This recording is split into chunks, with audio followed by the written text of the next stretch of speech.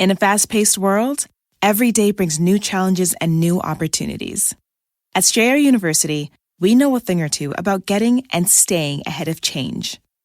For over 130 years, we've been providing students like you with innovative tools, customized support, and an education built to empower you, so you can find your way forward and always keep striving.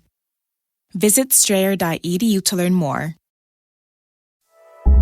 You're listening to a Mint podcast brought to you by HT Smartcast. Good morning, listeners. Welcome to Top of the Morning by Mint, your weekday newscast that brings you 5 major stories from the world of business. It's Tuesday, March 12th, 2024. My name is Nelson John. Let's get started. Top of the Morning by Mint. The Indian stock market slid on Monday, with benchmark indices Nifty and Sensex falling by about 0.8%. Small-cap stocks like JM Financials, which faced disciplinary action by Sebi, and IIFL Finance were the worst losers of the day. However, if you owned shares of Godfrey Phillips, makers of Marlboro cigarettes, you had reason to cheer. The stock surged more than 9%. ITC, another cigarette stock, might have an interesting week ahead. Mint's mark-to-market reporter Dipti Sharma reports that one of its biggest stakeholders might liquidate their position. British American Tobacco, which holds 29% of ITC, might look to sell 4% of its stake. Dipti writes that ICICI Prudential Mutual Fund and O3 Securities are in line to buy this stake. This sale might yield the company more than 20,000 crore rupees, which could be one of the biggest block deals in the Indian stock market in the last few years.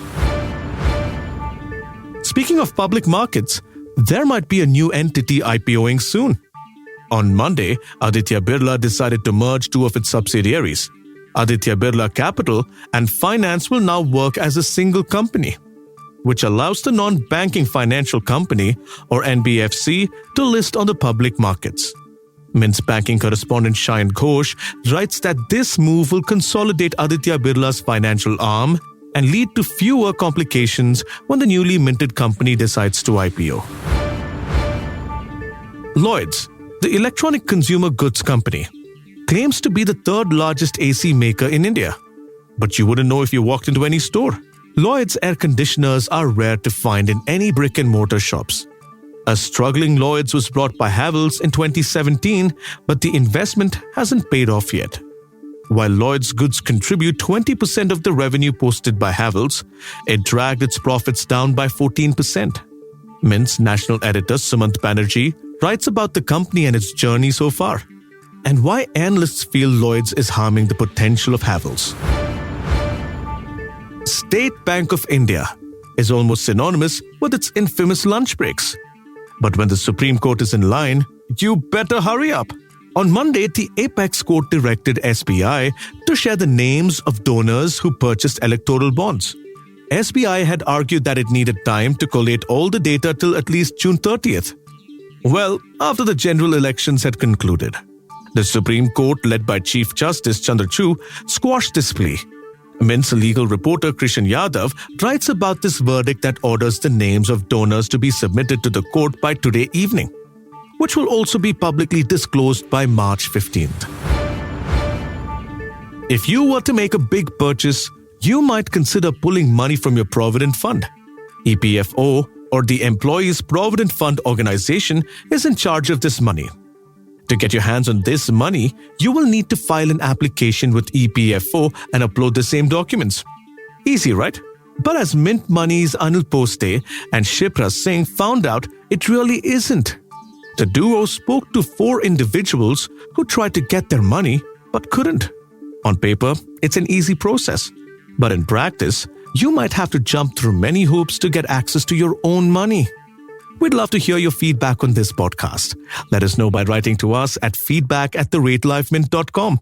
You may send us your feedback, tips, or anything that you feel we should be covering from your vantage point in the world of business and finance.